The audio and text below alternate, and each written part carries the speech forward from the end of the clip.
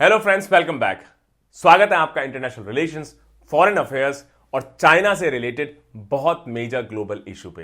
ये लगातार पिछले ऑलमोस्ट एक डिकेड से आप बार बार न्यूज में सुन रहे होंगे। और आज हम बात करेंगे कि जो पूरा टसल है साउथ चाइना सी या साउथ चाइना सी डिस्प्यूट एक्चुअली है क्या, क्या पावर इक्वेशंस हैं, क्यों इतना इंपॉर्टेंट है और क्यों बहुत सारे कंट्रीज, इनफैक्ट बहुत सारी नॉन रीजनल पावर्स भी इस पूरे इवेंट में मामले में बहुत ज्यादा इंटरेस्ट दिखाई दे रही हैं। सबसे पहले टॉपिक न्यूज में क्यों बना रहा, हाल ही में फिर से एक बार साउथ चाइना सी रीजन में नेविगेशनल राइट्स को लेके या फ्रीडम ऑफ नेविगेशन को लेके फिर से यूएस नेवी और चाइनीज नेवी के बीच में एक बार हॉटली कंटेस्टेड डिबेट शुरू हो गई है।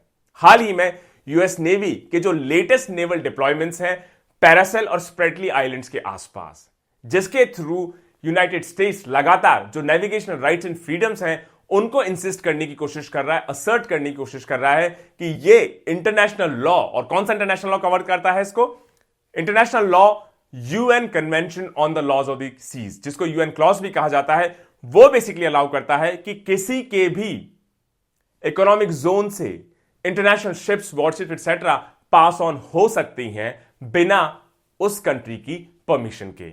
चाइना इसको लगातार काउंटर करने की कोशिश में है और चाइना ने भी अपनी नेवल पावर को डिप्लॉय किया है इन आइलैंड्स पे या साउथ चाइना सी में एक डिकेड से भी ज्यादा। कई बार सिचुएशन बहुत टेंस हो गई है, इनफैक्ट सिचुएशन कई बार इतनी एम्पलीफाई हो चुकी है कि जो रिस्क है या अगर किसी के मिस कैलकुलेशन की वजह से हो सकता है एक मेजर कॉन्फ्लिक्ट वहां पर शुरू हो जाए, किसी एक्सीडेंटल ब्रेकडाउन की वजह से किसी भी टाइम ये पूरी सिचुएशन एक मेजर क्राइसिस में कन्वर्ट हो सकती है। जो टेंशंस हैं साउथ चाइना सी वो पिछले एक डिकेड से ज्यादा धीरे धीरे धीरे धीरे बिल्डअप होना शुरू हुई है, जिसकी वजह से वहां की कई सारी रीजनल नेवीज और रीजनल नेवीज के अलावा ऐसे कंट्रीज या ऐसी नॉन रीजनल नेवीज, उन्होंने भी इस पूरे प्रकरण में अपना इंटरेस्ट शो करना शुरू कर दिया है। और दोनों तरफ से, चाहे वो चाइनीज साइड हो या काउंटर चाइना साइड हो, दोनों ने इस पूरे एरिया में अग्रेसिवली पेट्रोलिंग करना शुरू कर दिया है। और दोनों का क्लेम है कि जो UN convention on the laws of the sea है, यूएन क्लॉज, उसके थ्रू किस टाइप का नेविगेशनल राइट्स या फ्रीडम ऑफ नेविगेशन एनश्राइन हुई हैं। चाइना अलाउ नहीं करना चाहता इस particular contested South China Sea के एरिया से किसी और कंट्री की शिप के फ्रीडम ऑफ नेविगेशन को। यूएस नेवी हो, ऑस्ट्रेलियन नेवी हो, इनफैक्ट इंडियन नेवी हो या इसके अलावा और भी आसपास की फिलीपींस नेवी हो, म्यांमार नेवी हो, जापानीज नेवी हो, ये लगातार कोशिश कर रहे हैं कि यूएन क्लॉज के थ्रू जो फ्रीडम ऑफ नेविगेशन अलाउ हुई है और चाइना जो अपना ये माइथिकल क्लेम एस्टैब्लिश करने की कोशिश कर रहा है इस पूरे एरिया में, उसको कंटेस्ट किया जा सके। अच्छा, क्या है ये इशू? एक डिकेड से भी ज्यादा लगातार बार बार न्यूज में बना रहता है। क्या है साउथ चाइना सी? साउथ चाइना सी कई सारे आइलैंड्स का, रीफ्स का, अटॉल्स का, केज का बना जुना मिला जुला एक बहुत वास्ट एक्सपेंस है।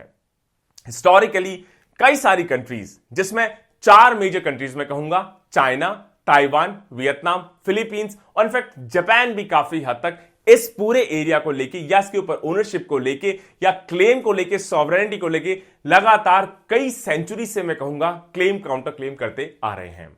जो कंटेस्ट है इस पूरे एरिया पे कि किसकी सॉवरेनिटी होगी, इसका मतलब किसका इस पे स्वामित्व माना जाएगा, अधिकार माना जाएगा, इस चीज को लेके कंटेस्ट बनी हुई है। और कई बार बहुत डेंजरस टर्न या बहुत डेंजरस चेन ऑफ इवेंट्स में भी कन्वर्ट हो चुका है, खासतौर से रिसेंट टाइम्स पे, क्योंकि चाइना लगातार अपने क्लेम्स को एक्सपेंड करता जा रहा है, बोल्स्टर करता जा रहा है, इकोनॉमिक और मिलिट्री मींस दोनों तरीके से। चाइना ने वहां पे कई सारी एयर स्ट्रिप्स और मिलिट्री ग्रेड इंफ्रास्ट्रक्चर कई सारे आइलैंड्स पे ऑलरेडी वेल स्टैब्लिश कर लिया है, खासतौर से साउथ चाइना सी के पूरे एरिया में। और यह सब उसने किया 2016 की एक मेजर रूलिंग आई इंटरनेशनल आर्बिट्रेटर ट्राइब्यूनल, जिन्होंने कहा कि चाइना का यह क्लेम कि 2000 साल से ज्यादा चाइना का इस पे कब्जा रहा है, चाइना का ये पार्ट रहा है, चाइना की सॉवरेनिटी इस पे रही है, ये किसी भी तरीके से प्रूव नहीं होती।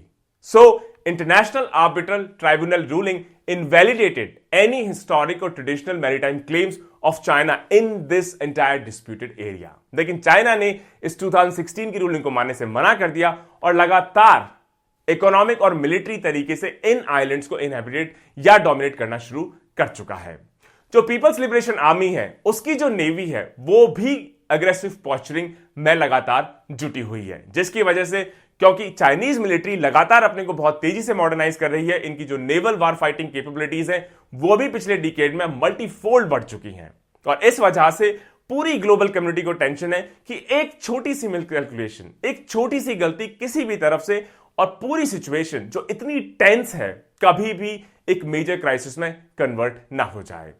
चाइना चैलेंज करता है फ्रीडम ऑफ नेविगेशन को, वहीं पे जो दूसरे कंट्रीज हैं वो लगातार UN clause of freedom of navigation ensure करता है उसको असर्ट करने के डायरेक्शन में काउंटर और बेसिकली अग्रेसिव पॉस्चरिंग में इन्वॉल्व पाए जा रहे हैं। इसकी वजह से पूरा रीजन एक मेजर सिक्योरिटी डायलेमा, चाहे रीजनल प्लेयर्स हो या नॉन रीजनल प्लेयर्स हो, लगातार इस पूरे साउथ चाइना सी के डिस्प्यूट को लेके बेसिकली कंटेस्ट कर रहे हैं। अच्छा, अब यह तो बात हुई कि एक्चुअली डिस्प्यूट क्या है। अब समझा जाए कि लेकिन ऐसा है क्या साउथ चाइना सी में कि इतने सारे कंट्रीज और इतनी टेंस सिचुएशन होने के बावजूद भी कोई भी अपने क्लेम को छोड़ना नहीं चाहता। समझिए, सबसे पहले ज्योग्राफिकली इसकी लोकेशन देखिए। ज्योग्राफिकली बहुत इंपॉर्टेंट पिवट है जो किसको कनेक्ट करेगा, पैसिफिक ओशन एक तरफ, इंडियन ओशन दूसरी तरफ, ईस्ट एशिया एक तरफ, उसको कनेक्ट करेगा वेस्ट एशिया और अफ्रीका से दूसरी तरफ। इसका मतलब साउथ चाइना सी रीजन एक यूनिक इंपॉर्टेंट पोजीशन होल्ड करता है पूरे global trade and commerce stand point से।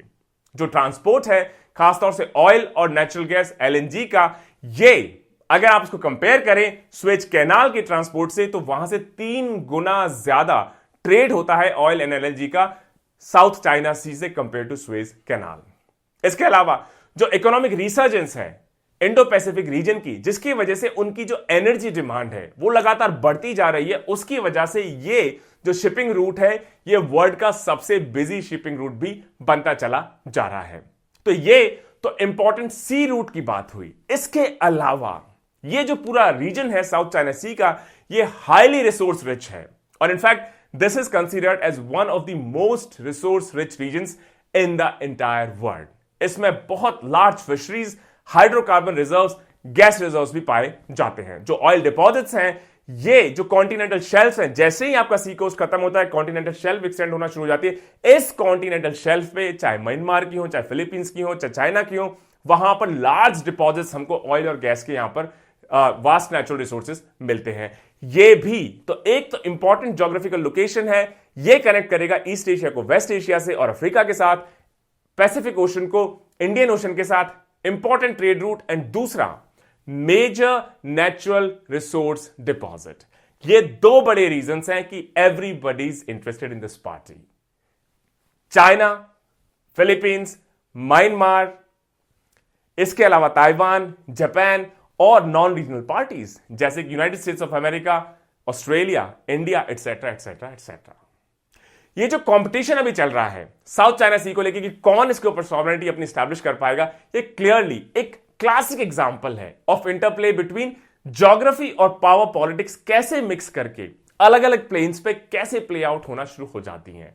और इस पूरे डायनेमिक्स की वजह से जो पावर बैलेंस है एशिया में बार बार शिफ्ट होता हुआ दिखाई दे रहा है। कंपटीशन बढ़ रहा है मैरीटाइम रिसोर्सेज के लिए डेवलपिंग वर्ल्ड में। इसके अलावा इस पूरे एरिया को अगर आप देख लें, एक बहुत बड़ा इशू यह भी है कि यहां पर सही मायने में कोई रूल बेस्ड फ्रेमवर्क जिसके थ्रू इस पूरे एरिया में जो सिक्योरिटी कंपटीशन है उसको मैनेज किया जा सके, वो भी एग्जिस्ट नहीं करता।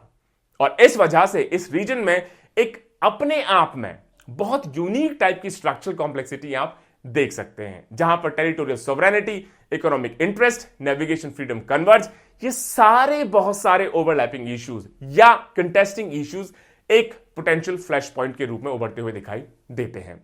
कई सारे क्लेम्स डाइवर्स हैं, बहुत सारे क्लेम्स ओवरलैपिंग हैं और बहुत सारे क्लेम्स कंटेस्टिंग हैं। इस वजह से ऐसा लगता है कि ऐसे मेजर जियो स्ट्रैटेजिक शिफ्ट्स वर्ल्ड पॉलिटिक्स में देखे जा रहे हैं। इस पर्टिकुलर रीजन को कौन कंट्रोल करेगा, इसकी सॉवरेनिटी कौन स्टैब्लिश करेगा, इसको लेकर दोस्तों यूएस का क्या रोल रहा है।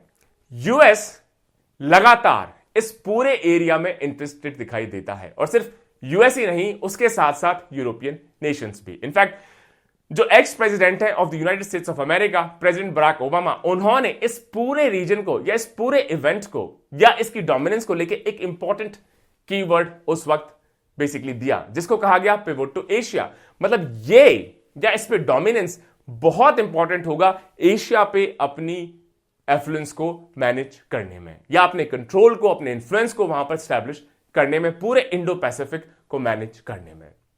उन्होंने यह भी कहा कि यह पिवट टू एशिया है, जिस वजह से हम अपने अलायंसेस के साथ, अपने अलायंस के साथ, अपने एशियन पार्टनर्स के साथ और भी डबल डाउन कर जाएंगे, ताकि ये जो इंडो पैसिफिक रीजन है जहां पे चाइना फ्रीडम ऑफ नेविगेशन को ऑब्स्ट्रक्ट करने की कोशिश कर रहा है, उसको हम कलेक्टिवली काउंटर कर सके। और इस एशिया पिवोट स्ट्रेटेजी के थ्रू यूएस ने कई सारी कंट्रीज के साथ, चाहे जापान हो, ऑस्ट्रेलिया हो, इंडिया हो, फिलीपींस हो, उनके साथ लगातार नेवल एक्सरसाइजेस पार्टनर नेवीज के साथ कंडक्ट कर रहे हैं।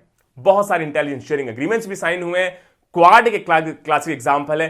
एक्स अभी जो नेवल सबमरीन्स को लेके डील साइन हुई है यूके, यूएस और ऑस्ट्रेलिया के बीच में, वो दूसरा एक क्लासिक एग्जांपल है कि किस तरीके से quadrilateral, trilateral, bilateral, military, economic, social, अलग अलग तरह के अरेंजमेंट्स इस पूरे रीजन की तरफ बेसिकली अट्रैक्ट होते चले जा रहे हैं।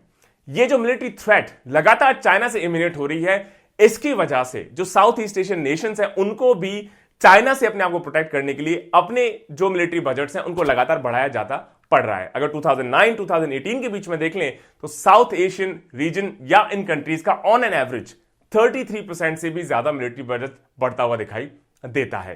ये जो कंट्रीज हैं जिनका इंटरेस्ट हर्ट हो सकता है चाइनीज डोमिनेंस की वजह से, अपने आप को प्रोटेक्ट या चाइना को काउंटर करने की वजह से, उन्होंने अपने आर्म्स एक्विजिशन को डबल से भी ज्यादा कर दिया है just with in a decade. और इस वजह से चाइना एक तरफ मिलिट्री मॉडर्नाइजेशन में पूरी तरह इन्वॉल्व है, उसको काउंटर करने के लिए चाहे साउथ एशियन रीजनल कंट्रीज हो, इसके अलावा नॉन रीजनल कंट्रीज हो, वो भी एक ग्लोबल आर्म्स रेस में ऑलरेडी इन्वॉल्व होते हुए दिखाई देते हैं। और सिप्री का डेटा अगर आप माने तो फिलीपींस और वियतनाम, अगर इनका आप आर्म्स एक्विजिशन इंपोर्ट देखें 2007-11, उसको कंपेयर करें 2012 और 16 के बीच में, तो फिलीपींस का आर्म्स इंपोर्ट 426% बढ़ता हुआ दिखाई देता है, वहीं वियतनाम का आर्म इंपोर्ट 202% से भी ज्यादा बढ़ता हुआ दिखाई देता है। और ज्यादातर कंट्रीज ये सी बेस्ड वेपन सिस्टम्स परचेज कर रहे हैं कि चाइना की जो मैरीटाइम स्ट्रेंथ है, नेवल स्ट्रेंथ है, या उसका जो हरेसमेंट है, उसको कैसे काउंटर किया जा सके।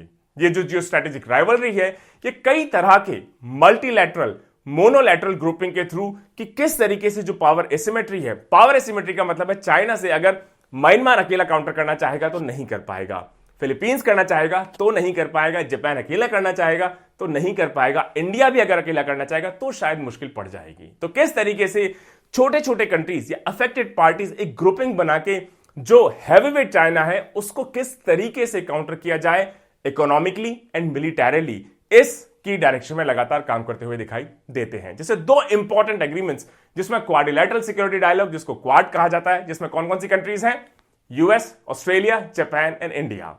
और इनका पर्पस यही है, एम यही है कि किस तरीके से जो पूरा इंडो पैसिफिक रीजन है इसको फ्री और ओपन इंश्योर किया जा सके, और पूरे इंडो पैसिफिक जिसमें साउथ चाइना सी भी उसका एक पार्ट है, उसमें freedom of navigation and over flights बिना चाइनीज इंटरफेरेंस के स्टैब्लिश किया जा सके।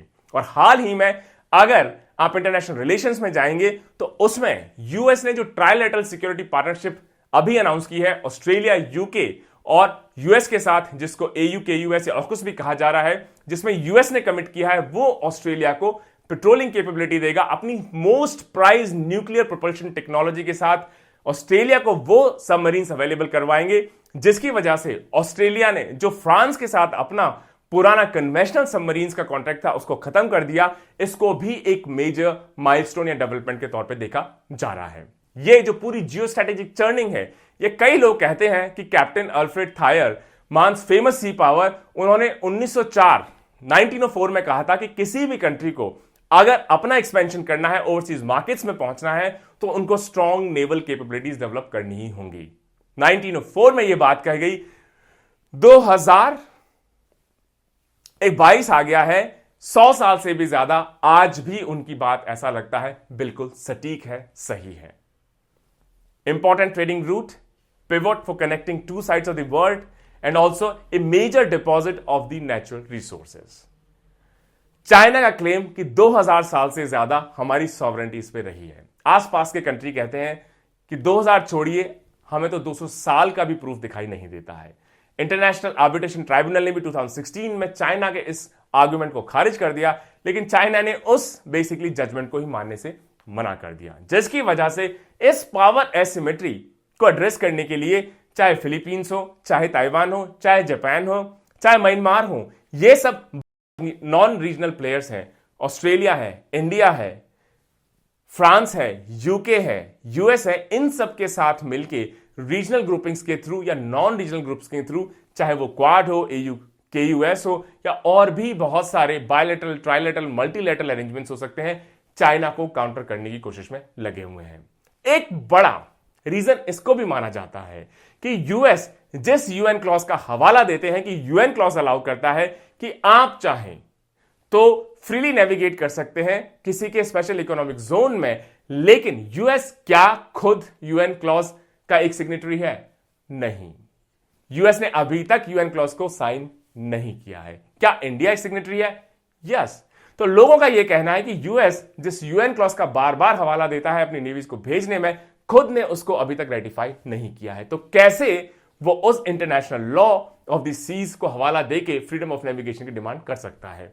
वहीं इस बात से कोई दो राय नहीं है किसी की कि चाइना का जो क्लेम है कि 2000 साल से ज्यादा से हमारी सॉवरेंटी रही है, उसका कोई भी एविडेंस किसी को भी देखने को नहीं मिला है। और अगर इस तरीके से इंटरनेशनल वाटर्स में या इंटरनेशनल मैरीटाइम रिसोर्सेज पे किसी पर्टिकुलर कंट्री का सिर्फ इसलिए कब्जा होने दिया जाए क्योंकि वो मिलिटरीली पावरफुल है, इकोनॉमिकली पावरफुल है, तो ये बहुत गलत प्रेसिडेंस को सेट कर देगा। ये जो रूल बेस्ड वर्ल्ड ऑर्डर है उसको हमेशा हमेशा के लिए चैलेंज कर देगा, और हम शायद फिर से 200 साल पहले चले जाएंगे कि जिसकी लाठी उसकी भैंस, जिसके पास दम, जिसके पास पावर, वही फिर धीरे धीरे करके जो वीकर कंट्रीज हैं, छोटे कंट्रीज हैं, उनकी टेरिटरी पे धीरे धीरे करके कब्जा करता चला जाएगा।